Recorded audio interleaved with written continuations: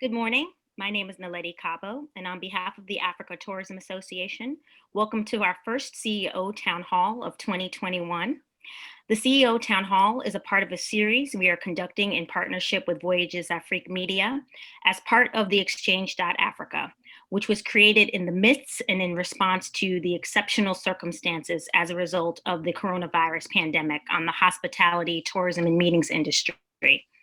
Today, during the town hall, leaders from Cape Town and Zambia will address questions and issues put before them by a global audience of industry leaders, business owners, and travelers alike. Now, without further delay, I will hand it over to Kojo Bentum-Williams, publisher and CEO of Voyages Afriq Media, who will facilitate our conversation. Kojo? Hi, Naledi. Thank you, and thank you everyone for joining us. Mr. Felix Chaila of Zambia Tourism Agency, and then Enver Duminy from the Cape Town Tourism. Once again, Happy New Year, and good to see you. Thank you. Let's get started. I know that, we're all expecting a very super 2021. Unfortunately, we've been hit by a second wave and the variant and all of that. Enver, let me start with you. What is the situation in Cape Town? Thank you. And again, Naledi, thanks for the invitation. We're always humbled to be part of such a important conversation where we find ourselves. And as Cape Town, where we find ourselves today is, as you had rightfully said, Kojo, is that we are going through a second wave. We are aware that most viruses will mutate and there'll be various strains. And unfortunately, we've been hit with one of those strains. For Cape Town as a city, as much as South Africa is getting to its peak of the second wave, as Cape Town and the Western Cape, that's the region where we're in, we're beginning to see a flattening out of that curve, and also then a decline in the number of reported infections. So we are cautiously optimistic that things are moving in the right direction. But again, with these viruses, you'll never get them under control. You're going to have to learn to live with the viruses, and hopefully with a vaccine, coming soon, we're hoping to at least be able to turn to some form of normalcy in the near future. Okay, thank you, Eva. Felix, from Zambia, last week there were new review laws for, solving the situation, or at least bringing it under control. From the tourism side, what is the ZTA doing? Yeah, so I think like South Africa and Cape Town, Zambia is also just going through the second wave. And I must say that the first wave experience from about March to around August, September, around July 2019 was not as severe. In fact, it actually had a lot of question marks as to whether COVID was real. But it is said that now the strain we have this year is more severe. We're seeing more deaths, and it has actually wiped out the gains to recovery that we started gaining from September, October, November into the Christmas period. And the trajectory was very positive. But the ZTA, in response to the first wave of COVID, our first act was basically to start working on how to make the destination safe. And therefore, we came up with COVID safety protocols to assure the safety of both the industry players as well as the travelers. And these went down very well in industry, were acknowledged by the UNWTO, and we also obtained the WTTC Safe Travel Stamp, which is being given to all compliant facilities. So I think our main focus has been to see how we can assure the market that how safe the destination is, and how to provide information to the traveling public as to what is obtaining on the ground, what are the requirements in terms of certification, what happens at the airport, which airlines are flying to Zambia, and dishing out as much information as possible. And in the interim, before the second wave, our focus was mainly to promote domestic tourism as a safety net for letting the industry float. Promotes domestic tourism safely. So I think that's been pretty much our preoccupation in Zambia. So talk about domestic tourism. Again, what are the baby steps that has been made, we know that it's very difficult and it's a very fluid situation. But in terms of domestic tourism itself, with now the second wave and, you know, people not allowed to move within certain times and curfews, what is it that you can report to, you know, to the tourism world? Yeah, so it's a catch-22 situation, because I think every destination, including Zambia, we had to really look critically at the domestic tourism, and it was quite reasonably easy because there was an industry that was in dire stress with a lot of closures, and they needed some kind of valve and relief. So at least for 2019, when the first wave, which was not so severe, was ebbing out, and when we had put in place the COVID safety protocols, we worked very closely with private sector, who came forward with subsidized rates. And of course, we did a lot of campaign on how you could be a domestic tourist and travel safely, and by giving information on what the domestic tourists needed to look out for in order to stay safe, tips, and this is still going on. And you can almost see that it was probably an opportunity. They say every cloud has a silver lining, and it was an opportunity to harm on the domestic tourism opportunity and say, look, here's an opportunity for you to actually travel, do something that you only dreamt about because of the discounted rates that existed. And Zambia never really closed down because our cases have not been as severe as other destinations. So Zambia never really closed down, but we still made sure that the domestic tourists traveled responsibly. They were safe. So in fact, the statistics, although we haven't got the final figures yet, indicate that actually there was a rallying of the domestic tourism. In fact, during the Christmas holidays, Livingstone was fully booked, and we had to have a major sensitization for the operators to remind them on their responsibilities in terms of the safe travel practices. So that was actually something quite unusual, coming from a dry spell, which was in the height around April, May, June. And so now that there's a second wave, we really have to be, it's like there's the aspect of responsibility. The initial message was stay at home, travel tomorrow. Now we did get to a window where we actually encourage the domestic tourists to travel safely. But now the second wave is quite harsh. And personally, I would think that the safest stage in which we can actually go full hog to promote domestic tourism has to be the stage when the vaccine has been rolled out. I think we are all expecting that when the vaccine has been rolled out, then we can build up on the gains that COVID has brought in terms of harvesting the domestic tourism. Right now, we've got to actually balance between being responsible, not because it is actually a severe second wave, and getting the domestic tourist interested in travel. I do believe that the vaccine is going to be the ultimate situation, which now creates the ideal environment in which we can promote easily with a free conscience. Yeah. Okay, talking about the vaccine, let me bring in Enver. Enver, from where you are, and obviously Cape Town was expecting a lot of flights to start, coming in this year, and South Africa being a hotspot, quote unquote. What practical measures are you taking, as a tourism agency in your province?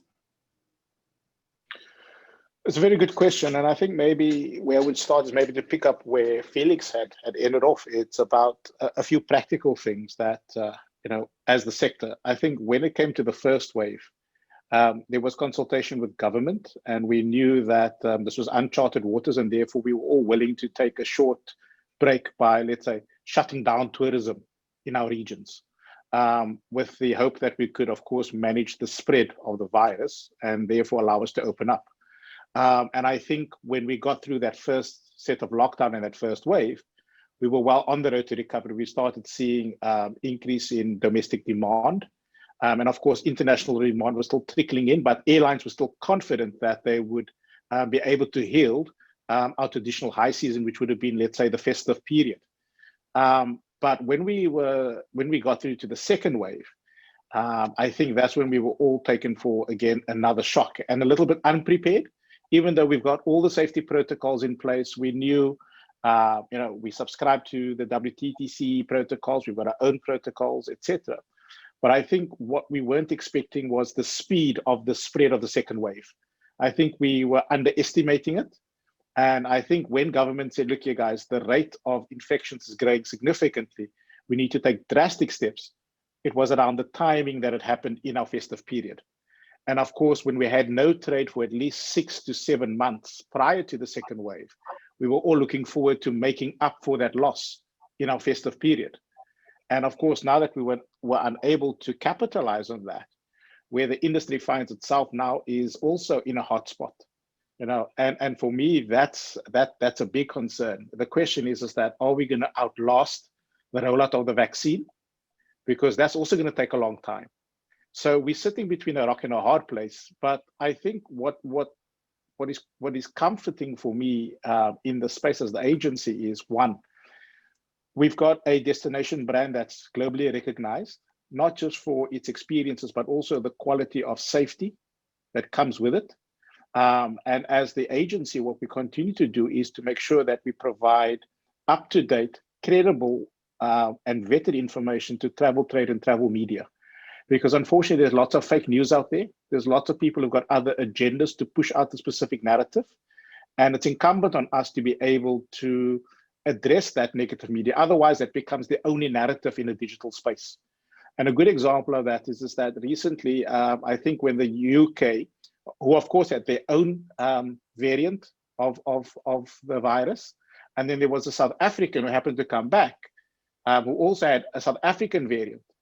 They experiently then blamed South Africa as the cause of the second wave, and they then called it the South African variant. And that they went on national television and said, now the damage that it has to us as a destination, without fact and with political expediency on that side, if we don't challenge it, that will be the only narrative. And that will get airplay, that will get retweeted, reshared. And no matter what you do from a safety protocols, vaccination, people's perceptions of the destination is going to be, oh, it's a South African virus. And that's affecting our second wave. So I think what we have been doing is making sure we counteract that by providing relevant information to travel trade and travel media in the UK, as an example, as a key source market. We continue to provide them with online travel trade training. So we still got new products. We've got existing products that have updated their experiences, have added in further safety protocols. So we continue to feed this information to trade so that once those borders are open and the flights are resumed, travel trade have got enough information to be able to sell on to the tourist. So we will keep that communication going. But at the same time, we're sitting with the industry and saying, we need to protect our current assets. Because unfortunately, with no revenue coming in and government having fairly little money to support the sector at this stage, the concern is that if our key assets, tourist attractions, no longer exist, it's going to be very difficult for us to rebuild the brand, as well as to showcase what the destination has on offer. So as much as we're trying to diversify new products, we still need to make sure we can protect existing products and experiences so that when we do get to the point of a post-COVID world, we can still kind of hit the ground running. Okay, now you spoke about the trade, specifically with the airlines. How do you engage them to still have confidence in the destination? What are some of the things that, because I think United was supposed to start flying into South Africa, and then you made a point where you clearly indicated how some media were misrepresenting the fact, with the UK variant and now shifting onto South Africa, etc. How do you get this information out there well to the trade? So how we do it, especially when it comes to talking to the airlines. So we are fortunate in Cape Town that 3 or 4 years ago, we established what we call the Cape Town Air Access Initiative. It's a public-private initiative where we try to, of course, increase the frequency of flights of existing routes. We try to expand routes. And then, of course, we try to find new routes into the market. And that has been successful in the extent that it's helped us to actually engage directly with airlines in a way to understand what are the reasons for travel, what are their pressures, and then how do we, both from a public and private sector perspective, assist in removing some of those barriers so that we can stimulate demand. And that has been successful. So from an engagement perspective, what we need to realize is that all airlines around the world are now making financial decisions. It's not about whether the route is a destination that all the tourists want to go to. It's about cost efficiencies. And therefore, most routes are mostly going to be either with domestically or interregionally if the distance from the market is there. I think also that since the demand is down globally for international travel, it makes it very difficult to put any form of argument because it's now about putting money and more money into the pot. And unfortunately, with let's say the South African Rand dollar exchange, it makes it extremely difficult to have that counter argument. So how we work with the airlines again is we understand that airlines is more than just about bums in seats. It's also about cargo. So what we need to understand is also how do we help in moving cargo so that we can still simulate routes, even though they may not have the passenger yield, they can still have the cargo. And that's where, from an economic perspective, what the region has done is focused on cargo routes. We're also looking at, if you look at now agri-processing, it becomes important also for food distribution, making sure that it can reach all markets. But I think also we mustn't underestimate two new opportunities.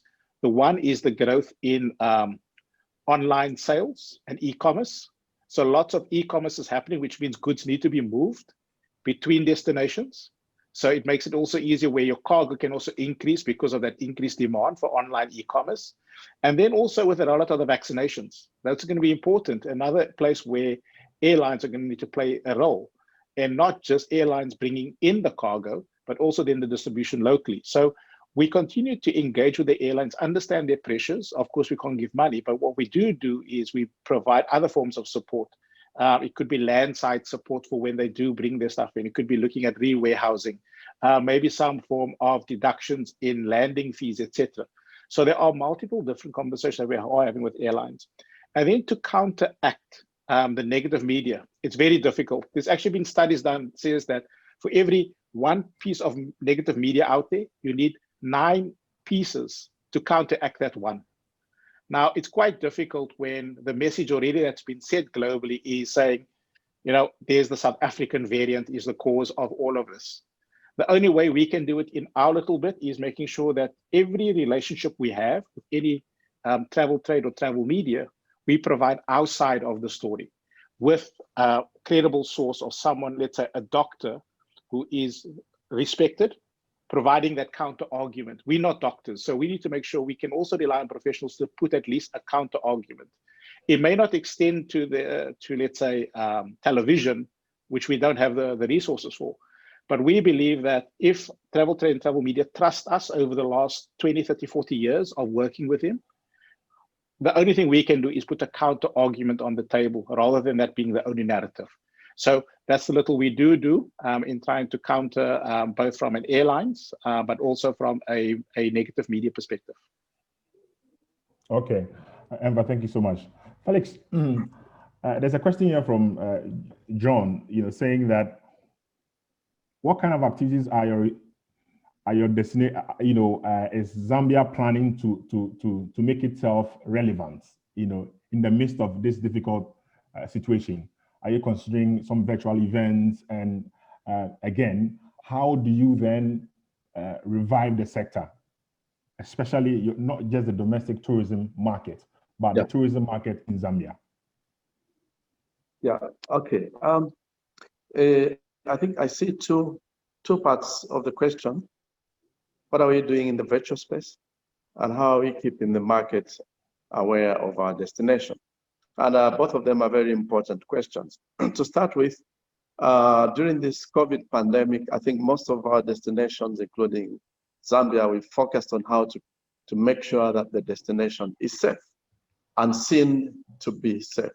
That's been the most primary activity and responsibility. We've come up with protocols, but we must also be seen and we must act and work to ensure that these are actualized, they are effective. And then we must get the information out to the market. The market at the moment is yearning to travel as soon as the green light is given, and the market is looking for information. There's going to be a rearrangement in the tourism market as we've known it because of COVID. The travel considerations that the traveler has to make have changed completely. And in the past, the issue of the security or assurance of health may not have been top of range, but now that is actually the case. That's the number one consideration: is the destination safe? So I think the Zambia Tourism Agency and Zambia, our primary preoccupation at the moment is to make sure that we send out information out to the market on the measures that are put in place to make sure that the destination is safe. And then, of course, how are we going to do this? Because marketing, as it's been known, getting out to trade fairs, to ITB, to World Travel Market, it's not going to be there. We all know it's in the industry now. And of course, we know now there's going to be a virtual ITB, and Zambia is going to participate. There's going to be another We Are Africa virtual. We participated in the one which was there last year, and of course we're going to be there this year.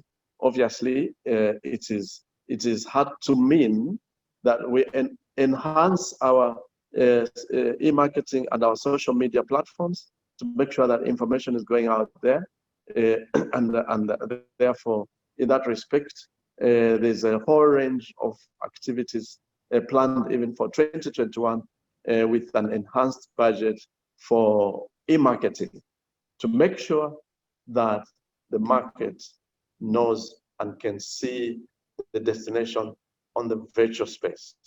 That is very key. The second thing is connected to the fact that every destination is going to have to cultivate their domestic market seriously when the time is right. But as you know, most African destinations like Zambia, our population is under 20 million. And so the middle class of that population maybe not more than 10%. And so it begs the question, how do we fill the gap which is being left at the moment by international tourists who may, there might not have been that much. Zambia is now about 1.2 million international arrivals. But in terms of value, the value proposition is much higher. How do we fill that gap? So we are also looking at regional tourism, regional travel. And for a long time, we may not have paid attention to the barriers that hinder regional tourism. Zambia, for example, is land linked to 8 other countries. Put together, you're looking at a population, including South Africa, of more than 200 million people, compared to less than 20 million Zambians. There's a big opportunity, but there are constraints. So we are now, tend on the volume in terms of looking at what are the barriers to intra-regional tourism. And Zambia is part of a regional grouping under SADC, which is called KAZA, Kavango Zambezi Transfrontier Conservation area. And this is actually the largest transfrontier conservation area in the sub-region, in the area. So we're meeting as CEOs, and we're having a lot of virtual meetings to address those barriers to intra-regional travel, which make it difficult for us to harvest the low-hanging opportunity of harvesting intra-regional tourism and getting the numbers up. And by the way, I think you know, Kojo, that airline travel is posing a lot of question mark because of the risk of contracting COVID in flight. But it's not the same with self-drive. And most of the destinations in the sub-region are as good as local. Joburg is nearer by flight. It's 1.5 hours flight to Lusaka. And some destinations in Zambia are longer than Lusaka-Joburg, which means it's actually quite easy for tourists to take to the road. and drive out to the Zambian national parks. So some of these are the strategies that we're looking at to see if that we can just see that we bring back arrivals and numbers to our destinations quickly. So there's going to be a rearrangement in the way the tourism market was drawn. I think there's a lot more attention being paid to what can we do collaboratively as a region. How can we work together? And the CASA initiative is already looking at issues of visas, issues of other barriers to crossing borders, the police roadblocks, and many things, the state of the roads, the regional interlinking roads. So this is going to be the agenda. As tourism agency, we have to actually put some of these things high on the agenda in terms of Okay, thank you, Mr. Chaila. But also in terms of austerity measures for the sector, the private sector, where are we at now in Zambia? Yes, the private sector has been hard hit, but there's been a response from the government to give some incentives to the private sector. For example, the license fees that are paid, most of the tourism license fees in the tourism sector have been suspended for the year 2021, including the non-tourism license fees are not going to be paid this year. Government has extended the reduction in corporate tax to selected tourism sector from 35% to 15%. There's been import duty reduction for safari vehicles to help the sector recover or reinvest. There's been there's also been other incentives, for example, loans, COVID loans at lower interest rates that have been extended to the tourism sector.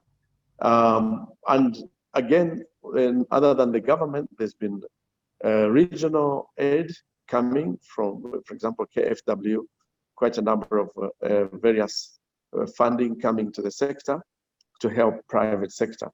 But at the end of the day, there's also been a heightened collaboration between private sector, government, to make sure that certain things are achieved. Some of them, like the ones I mentioned, in terms of reduced rates and other factors. Zambia Tourism Agency is providing platforms for promotion of special rates by the private sector. So there are all these interventions. Of course, there can be more, because this is literally flattened the private sector. So there can be a more given, but these are just to mention a few that we've extended to our tourism private sector to make them recover. Yeah. Okay, I'll come back to you on the collaboration even internally between the tourism agency, the airport, and other state institutions. Exactly. Enver, yeah. Now let's look at the vaccination and where we know that now that we have some vaccines, it is the only thing that can guarantee some level of confidence, the tourism sector. From your side, how are you engaging with the government, both at the provincial level and national level, to see how we can, see how they will roll out this vaccination program with tourism in mind? I know obviously the people are, the citizens are the first point of call, and then how does it affect the tourism sector? So yeah, I think. Sorry, Kojo, is that me for? Is it Enver? Yes, Enver. No, Enver, that's you. Sorry, yeah. No worries, Felix. So from a rollout perspective, I think the first thing is that where government is focusing, and I think it's not just within South Africa, I think it's also within the African Union as part of the COVAX program, is to make sure we can secure enough of the vaccine to start the distribution. And I think that's kind of where there is already that collaboration on an African continental level. But I also know that many governments, and including ours, are also working directly with some other suppliers, because I think at the time when we were looking at the COVAX program, there was a lot of uncertainty around the efficacy of any of these viruses. And of course, we all had to hedge our bets of saying, do we go with one manufacturer, do we go with others? And then I think the rest of the world, of course, had already put their billions of dollars into so many of the other pharmaceuticals that they stood a good chance of actually getting vaccines. So I think from a rollout perspective is two things. One, we are working with government in a way to make sure we understand what the rollout plan is. And not only understanding its distribution and its inoculation of how many people are looking at doing every single day. And I think the number sits at 30,000 vaccinations per day in South Africa, but also understanding that timeline. Because I think that's the thing that is difficult for us as the industry, is when things are going to happen. Because I think when government makes decisions to close down borders, put in curfews, put in other bans, its impact is immediate. And for any business to be able to respond to that, we also need to be able to plan for any relaxation in activities.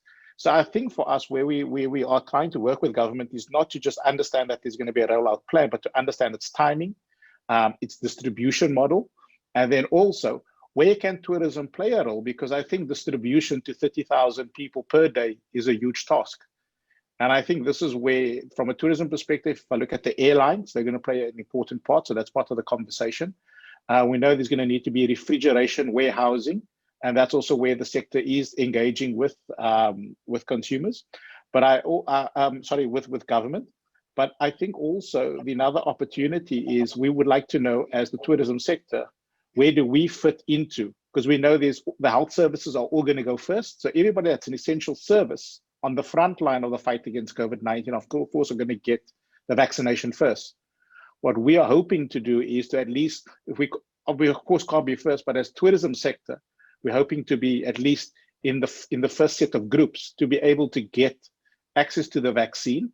I know that our local provincial government are also engaging directly with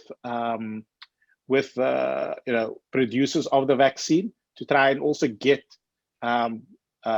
more vials to the Western Cape as soon as possible. So I think there's multi-pronged approaches from both provincial or regional government and national government. There is an agreement that this is a national program, but I think when it comes to people's lives, the sooner we can get access to the vaccine and roll it out, the better. However, I think just to pick up on what Felix said, tourism has fundamentally changed.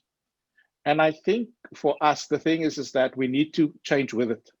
I think there's still a lot of product that are still sitting in denial, who are still operating in the same way.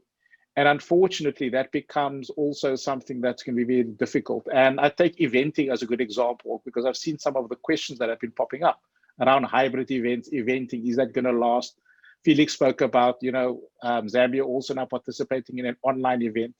I think this is a means to an end until we can get into the vaccine space, because tourism is more than doing things virtually. I can sell you a destination with 4G, with gamification, but tourism is about connecting with people. We are social beings, and we need to go somewhere to actually not just be able to see it, but to smell it, to taste it, to touch it.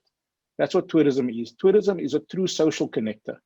And the thing is, the only thing that will help us to succeed and recover is a vaccine. Everything else is just an interim stopgap, because we also need to remain active and relevant as agencies.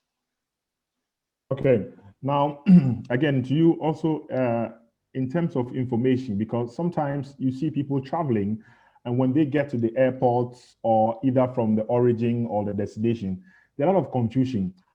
What is Cape Town tourism doing with the collaboration, with the AXA and the other partners?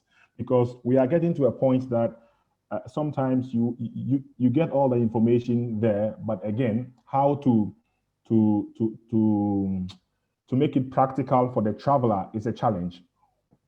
What other means are you devising to make sure that travelers don't face such challenges? So I think the best way for communication, I think where we're fortunate these days is that technology allows us to communicate with lots of people. compared to previously where the only information was on a website or in a brochure. And I think we moved beyond that.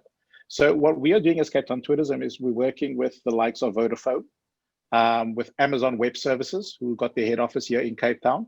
And we're looking at how do we utilize 5G technology and push communication and beacon and GPS locations to start pushing messaging. And of course, it's going to have to be an opt-in mechanism. But we believe that if you look at the entire value chain of tourism, we also need to be communicating with someone before they get in destination. And I think that's where the access to information is important from both a trade perspective, because trade have a relationship with that consumer. So if we can push information to them, they can pass it on to their customer. And then once someone is arriving in Cape Town, it's using technology, everybody's got a cell phone, and pushing content to them using geolocation. So let's say hotspots have been identified within Cape Town. We should be able to identify that hotspot, send a message through to the person and say, you might be going into a hotspot zone, rearrange, because we also need to realize not everybody's going to come on a guided tour where the tourist guide is going to have that information and then assist the person. We're seeing a lot more independent travelers. So as Cape Town Tourism, we're working with technology partners to find and utilize smart technology in a way that can communicate seamlessly, but also quickly with visitors in our destination to create a frictionless and safe experience. Okay, Enver, thank you so much. Felix, one other area that I would like to explore with you is on the area of access, air access, visa.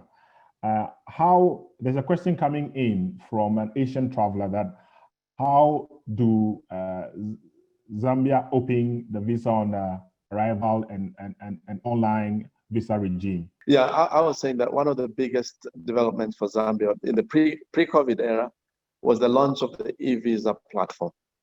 And the e-visa platform, if you like, it has negated all the compartments of visa on arrival, and as compared to you apply and then get it approved in the past, because the e-visa platform will give a traveler their visa within 3 days. Of course, everything has teething problems, but what we do have a very strong collaborative relationship with the Immigration Department of Zambia, and it takes time sometimes to evolve to the next stage. And we in the tourism sector, we have to play a leading role in helping our colleagues who are not in the tourism sector to understand how the world is moving on and is evolving. I think between Enver and myself, we know that the research by the UNWTO, which shows that only less than 2% of travelers on visa commit crimes in the destinations where they go. So there have been other uses, traditional uses of visas in the past. And so we've been, as Zambia Tourism Agency, advocating the position that it will pay the country to free the visas to allow liberal and easier travel. So Zambia now has an e-visa platform, and the world is welcome to come. And the Zambia Tourism Agency is there to deal with any issues of any travelers that will have hiccups in accessing the e-visa. I do believe it's quite a user-friendly visa platform. Like I said, it negates all the restrictions of areas where maybe visa scrutiny was required and therefore they needed a bit more time. There's still a bit of that, but with time we're gonna get. I think we are making good progress working in collaboration again with the Immigrations Department. Yeah. Okay, and then from from where you sit, and I know it's a very difficult question to ask, that when are you expecting realistic travel to begin again? Because I know it's very fluid and all of that, but from your Yes, yeah, it's difficult, Kojo, but not very, very difficult, because there are telltale signs of what's beginning to happen on the market, especially with the rolling out of the vaccine. The key source markets of Europe, the USA, and with the indications that a number of these countries, like the UK, will have rolled out vaccine to more than 70% of their populations by September. There are telltale signs which are beginning to show that actually the travel industry is beginning to make bookings for the last quarter of this year to safari destinations. And remember that actually what Africa and Zambia and South Africa have to offer to a COVID-stricken world which has been locked up and cooped up in their rooms and they are stressed are the wide open spaces, the safari that we have. Before you talk about MICE, which was actually booming before COVID, but our safari is just the ideal product for a market which was locked in for a long time because it's naturally social distanced. And so the markets that have been to safari are beginning to actually make those bookings because especially as they get the vaccines, because there's an indication that you are safe. I don't know if once you get the second shot, the second boost, then you are in a few weeks, you are safe to travel. So the daring are beginning to actually do that. So when do we expect a travel to come realistically? We should actually start seeing reasonable signs. One, because people are stressed. They want to get away after being cooked for 2 years. So third quarter of this year, we can expect to see signs. However, and there's a however, and I think Denver mentioned a lot of negative media information which is going out, and that's why our obligation as tourism agencies and tourism boards in Africa is to make sure that we send out concrete, reliable, factual information to the market about what's happening on the ground, so that there's no guesswork. But the however is, I'm saying however because there are certain factors which might have to be rearranged. And I'm glad, Kojo, you talked about the airline industry.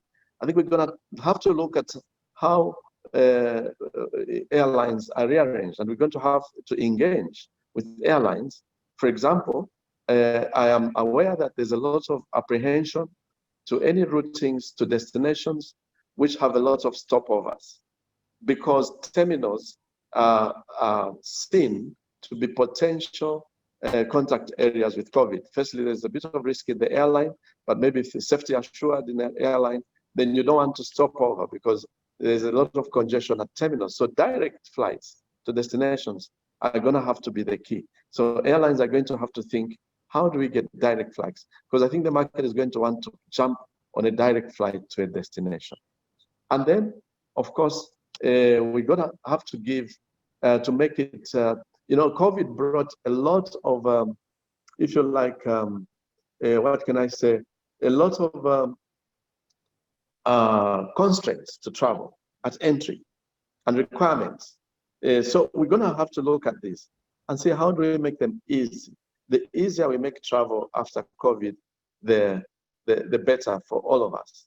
So realistically, with the rollout of the vaccine, third quarter or fourth quarter, third to fourth quarter of this year, and really into 2022, we should expect the markets coming back.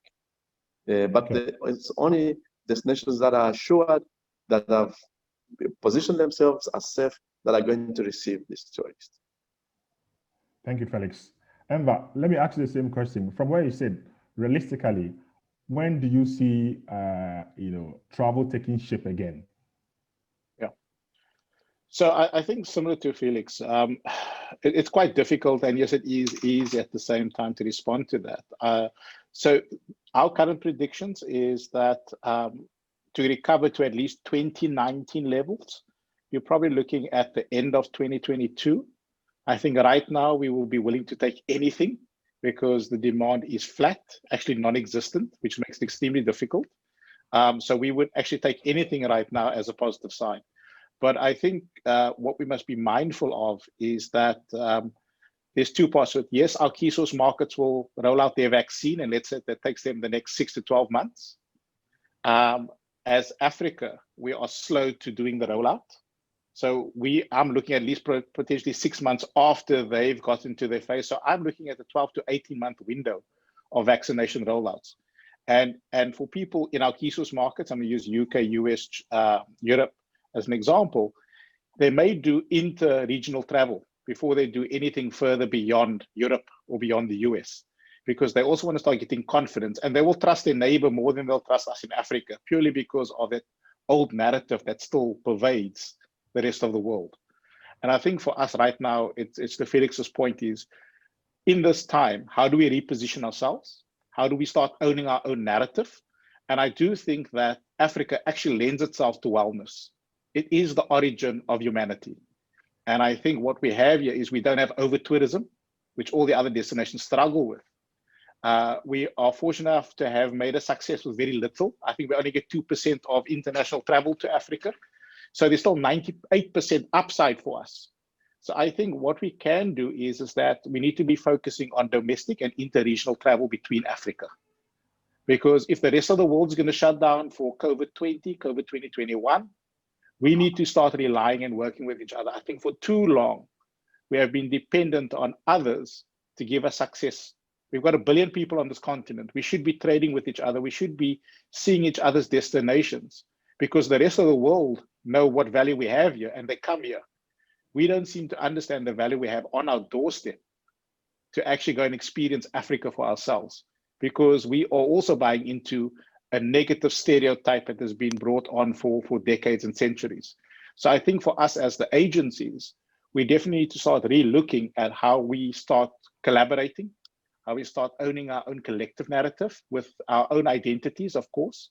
But importantly is, how do we start stimulating demand between ourselves, for ourselves? That for me is how we're going to overcome any form of virus or any other challenge that the world may throw at us. Just to add to your point, there's a question that came in that how is the tourism sector, the tourism board, taking advantage of the after? Okay, because often than not, the economies have spoken, other sectors have spoken, but we've not seen how tourism in general have responded to this. But yes, if you may want to have a take from you on the after, which was launched in the 1st of January. Sorry, was that for me? Yes, that's for you. I was just following up on how you're saying that we need to work together as a continent, and then I'm just saying that how the tourism sector take advantage of this after platform.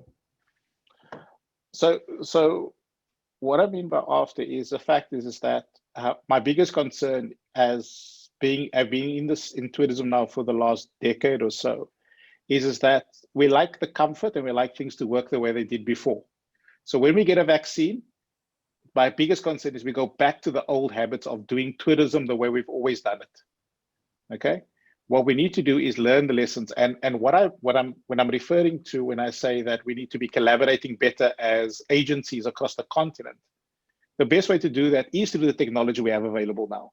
So I don't necessarily have to get on a 2, 3, 4, 5 hour flight to go and see Felix. Now that I know Felix, there's a platform created.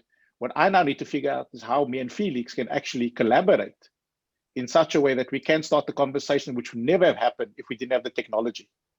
So I think it's about using these platforms and opportunities to start creating more conversation for Africa by Africa. And I think when I look at ATA and similar associations, we have the conversation, we're done with the webinar, and then we go into our daily task. We actually need to start utilizing these platforms to start working with each other. And I think that's where technology has actually become a liberator of allowing us to have that conversation. The only difference is we need to see it through. Okay, and just on that platform, how have you, sharpening your HR? I mean, in terms of the human resource in your province, getting ready for this new post-COVID, if I may want to use the word. So what we've done is we've actually restructured our operating model. We've rebuilt our ecosystem. So we've moved from just being information provision into a few things. We actually started looking at providing more services and support to the industry and the communities where the tourism products are in. So we don't just provide visitor information, we actually work with communities and products to make sure that they understand safety, they are ready to welcome the visitor, and that they can then also get direct benefit when tourism does start up again in full force. What we've also done is that we started capacitating more on the digital e-commerce and marketing side. Yes, we've had resources there, but what we are focusing on is actually converting, not just doing a campaign. A campaign has to lead into conversion so that it can be direct benefit for products on the ground. What we've also done is that we started focusing on really looking at our own commercial skills in the organization, because government funding is shrinking. And what we need to do is to say we cannot remain dependent on government funding as if it's a endless pit. So what we have done as Cape Town Tourism is that we started looking at commercial activities within the business so that we can become self-reliant. And hopefully one day we can start putting money back into the fiscus and just being a recipient of government funding. So those just 1 or 2 or 3 examples of what we are doing, but we've redesigned the entire organization. We're actually implementing it as we speak now. We've changed our operating model. We've also looked at technologies and we're bringing skills in.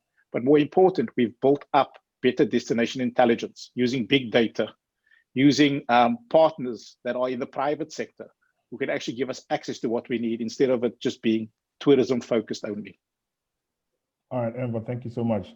Felix, as we wrap up this conversation, what is the thing that Zambia Tourism Agency has learned from the pandemic, and which is likely to be part of your new structure and the new model, HR and all the strategies?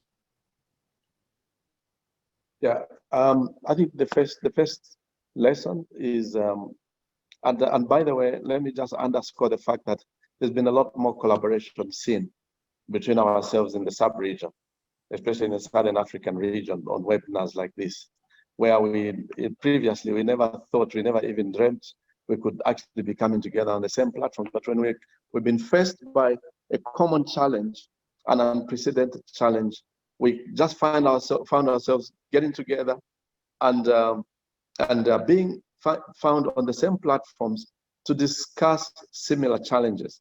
And it's amazing just how common the experiences were from South Africa, Zimbabwe, Botswana, Namibia.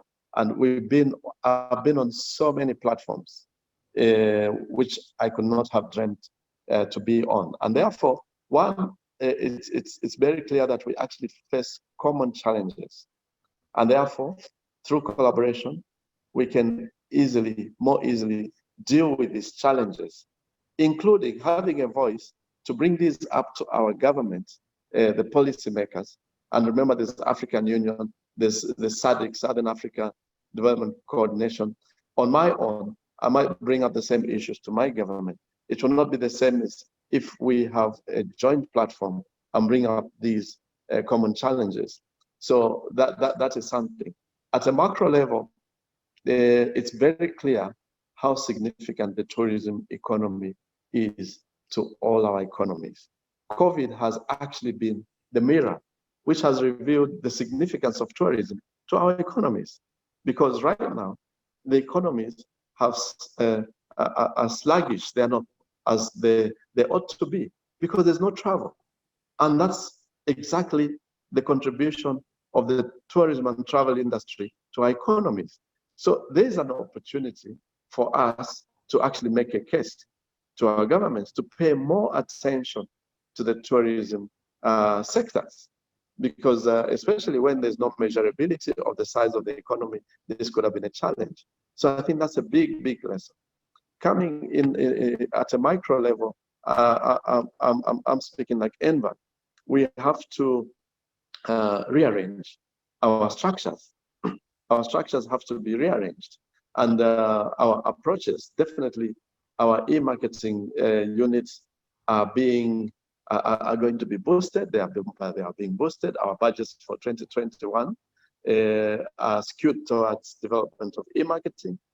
And our risk management approach is changing because COVID is just actually brought to realization that there could be risks that can actually change travel and tourism irreversibly.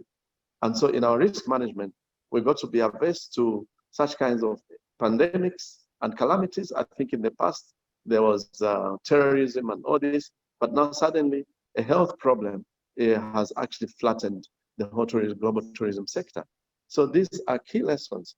But I think in collaboration, for example, under CASA, we are actually looking at how we can come up with joint protocols. There are so many differences by being so micro, each destination for itself. There are so many things that are different between our various destinations. And by so doing, we're actually hampering the free flow of travel.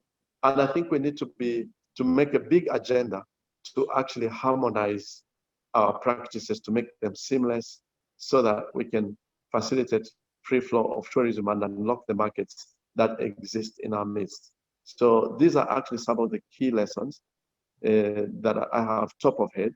There's so many other, Kojo, but these I can throw them at you just now. There's an interesting question from Catherine in Zambia, saying that how do you sustain some of the activities or activations that you have now, where you are encouraging a lot of lodges and a lot of tourism facilities to make it more sustainable in terms of their offering for the locals? When we go to pre-COVID times, is it going to get expensive again? Because she's looking at that's very interesting. I think that you see in tourism and in all business, especially in the tourism sector, in accommodation sector, there's a concept called revenue optimization. And the big hotels or the high-end lodges understand this concept very well. And revenue optimization sometimes might mean bringing you might have to actually go with low margins but high volume. You fill up your rooms. Now, the same concept which we may have tried to deliver to the private sector and say, guys, be flexible in your pricing. During low seasons, come down. When it's high peak, skim the cream. And there's been quite a bit of rigidity, especially in Zambia, in terms of flexing the rates. But sometimes it requires a crisis like the one we've gone through for the industry to become flexible. Now, if it's paying them now, I do expect that it is something that they would want to keep and sustain it because it's helped them to come out of the crisis. They're able to meet some basic fixed costs because they're flexing. They become flexible. And I don't see them coming to a point where they go back to that level. It's going to be quite a while. I think, like we are all saying, there's going to be a cautious return of the international travel market. So in order for the industry to survive, they're going to have to learn how to cultivate the domestic and regional markets. And price factor is going to be a major factor. The pricing too is going to be a major factor. So as they learn it the hard way, I don't think they will get back ever leave it at all. Yeah. Okay, Felix, thanks so much. Enver, let me give you the final words. And what will be your model, to the question I asked Felix, in terms of sustainability with all the promotions and things that you're doing when we go back to pre-COVID era? Yeah, firstly, thank you. I think from a Cape Town perspective, what we need to realize is that we cannot be overly dependent on international travelers. That domestic market is going to have to be a focus for us to ensure sustainability. And with domestic market means also that all products and experiences will also need to understand that market a lot better. And it comes down to price sensitivity. I think that's also the one leveler that COVID has created is that everywhere in the world, people have less money, less disposable income, and where travel still sits in that hierarchy of needs is that it's still going to only be affordable to a few. The challenge for us is that how do we position ourselves and our destination around that USP? And that's what we're working on. It's making sure that we remain relevant, but we also need to remain true to ourselves as a destination. We can't go and change ourselves to become a different destination in the next few years. That's not going to be genuine. So I think what will happen is that like simple demand and supply, some businesses are going to survive, others are not.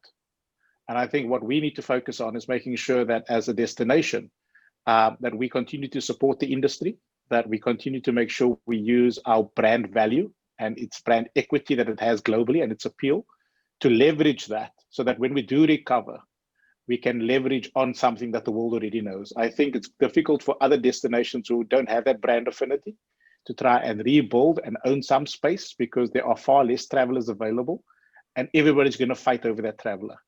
But I think the one traveler that we are underestimating the power of to actually change our fortunes is the African traveler. As much as we want the euros, we want the dollars, I believe that if you look at it, and I want to use Felix's example when he spoke about 20 million Zambians, of which 10% is middle income, that's 2 million people. Right now in South Africa, we would kill for 2 million people. So why can't we do something where we can say, well, how much do you need, Felix? Can I give you 2 million South Africans? Can we put a safety corridor in place where there's no visas, where we get the lift? And I think John Howell of Avia Dev is on this on the chat here. How do we create those opportunities? Because it's going to be easier for me to have a conversation, or let's say at least CISA at the South African tourism level, to have a conversation with Felix and saying, let's get our ministers together, let's get our ministries together, let us figure that out. Trying to do that with the UK, US, and Germany, anyone else, is going to be far more difficult. So I think there are definite opportunities here that we need to grab, because I think when we come out of COVID-19, the vaccines, my fear is that we didn't learn anything from this, and we go back to old habits and the old status quo. And for me, this is the time to challenge that status quo. Thank you, Enver, and thank you, Felix, Chaila, for availing yourself to explain and give more information about destination. Key things here: collaboration and information delivery is very key as we prepare ourselves to restart tourism again. Thank you guys for joining us, and it's been another wonderful edition of the CEO Town Hall, and hope to see you very soon. Thank you again, and have a wonderful day. Thank you. Thanks, Kojo. Thanks. Right. Thanks, Kojo. Thanks, lady. Good to see Cheers, you, my brother. Yeah. Cheers, Felix.